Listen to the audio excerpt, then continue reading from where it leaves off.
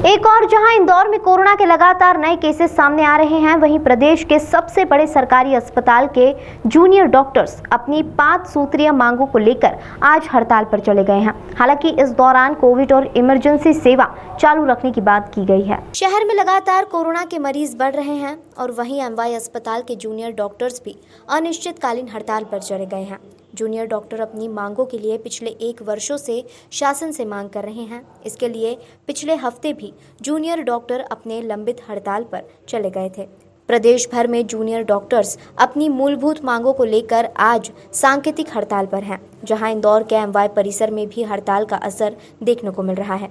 हालांकि सामान्य ओपीडी बंद रखकर परिसर के बाहर ओपीडी चालू कर लोगों का इलाज किया जा रहा है, लेकिन प्रदेश सरकार के चिकित्सा शिक्षा मंत्री विश्वास सारंग 12 अप्रैल को जूनियर डॉक्टर एसोसिएशन द्वारा अपनी मूलभूत सुविधाओं को लेकर मुलाकात करेंगे। मगर इस बार जूनियर डॉक्टर्स ने चेतावनी दी है कि प्रदेश सरकार ने उनकी मांगों को नहीं माना तो 13 अप्रैल से इमरजेंसी सेवाएं और कोविड-19 का काम बंद किया जाएगा। अगर डॉक्टर हड़ताल पर जाते हैं तो प्रदेश में सेवाएं बिगड़ सकती हैं। ऐसे में संक्रमण के हालातों में डॉक्टर अपनी अहम भूमिका निभा रहे हैं। ऐसे संकट की घड़ी में डॉक्टर के द्वारा दबाव बनाकर सरकार से अपनी मांगों को मनाने के लिए विवश किया जा रहा है। देखिए, कोविड का समय चल रहा है, इस वक्त हेल्थ सिस्टम के ऊपर बहुत बड़ा लोड आया हुआ है, लेकिन उसको देखते हुए हम लोग खुद ही पेशेंट्स के बारे में सोचते हैं। 4 महीने से हम लोग का स्ट्रगल चल रहा है लगातार सरकार के साथ में, लेकिन अभी तक हमें उसका रिजल्ट नहीं मिला। इसीलिए हमें मजबूरन एक कदम उठाना पड़ रहा है। 12 तारीख की हमें डेट प्रॉमिस करी गई है, लेकिन उसके लिए कोई पुख्ता सबूत, कोई पुख्ता ऐसा आश्वासन नहीं दिया गया है। 4 महीने से हमें डेट्स पे डेट्स तो मिल ही रही हैं, इसीलिए हमने अभी इमरजेंसी सर्विसेज बंद नहीं करी हैं। कोविड सर्विसेज चालू है, वार्ड ड्यूटी सब कुछ यथावत चालू है। इनफैक्ट पेशेंट्स देखे हम लोग नॉन कोविड वाले, इसीलिए पैरेलल ओपीडी का सिस्टम किया हुआ है।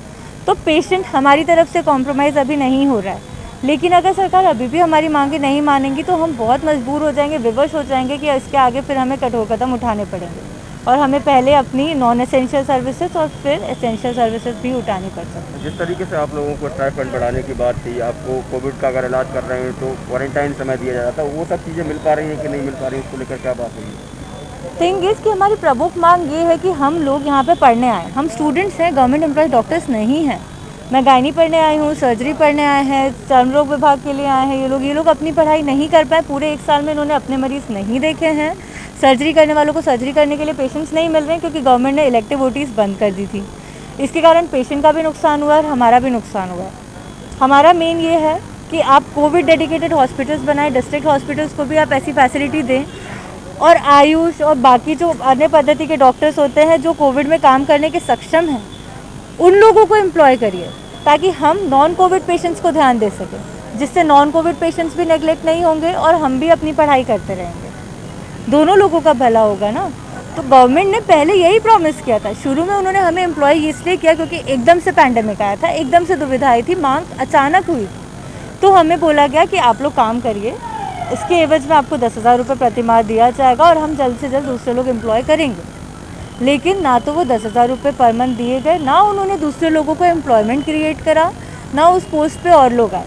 1 साल से रेजिडेंट डॉक्टर्स ही इसको संभाल रहे हैं और आगे भी वो लोग यही एक्सपेक्ट करते हैं। अभी हम सबके डिपार्टमेंट से 30 से 40% लोग जिनको यहाँ नॉन कोविड पेशेंट्स को देखना चाहिए वो कोविड में एम्प्लॉयड हैं। और कोविड हॉस्पिटल्स की हालत आप लोगों को पता ही है कि सारे ओवरफ्लो हो रहा है। तो हमारी डिमांड ये है कि एक हम लोगों को कोविड ड्यूटीज़ कम करके, हम ये नहीं कह रहे बंद करें, हम समझ रहे हैं कि अभी आपदा का वक्त है और हमसे मदद उनको चाहिए, लेकिन फिर भी जो एग्जिस्टिंग पॉपुलेशन है उसे कम करके नॉन कोविड की तरफ भी सरकार ध्यान दे, जिससे हमारा और उनका दोनों का भला हो। दूसरा, जो ये 1 साल गया है जिसमें हमारी पढ़ाई का लॉस हुआ है, उसके एवज में हमारे ग्रामीण बॉन्ड कैंसिल किया जाए और 10,000 रुपये जो उन्होंने प्रॉमिस किया था वो दिया जाए। तीसरी, 2018 में जो 6% राइस देने का उन्होंने प्रॉमिस किया था वो हमें एरियर्स के साथ में दिया जाए। तीसरा, एकेडमिक लॉस को कंपनसेट करने के लिए सरकार कोई कदम उठाए। ये हमारी मेन मांग है।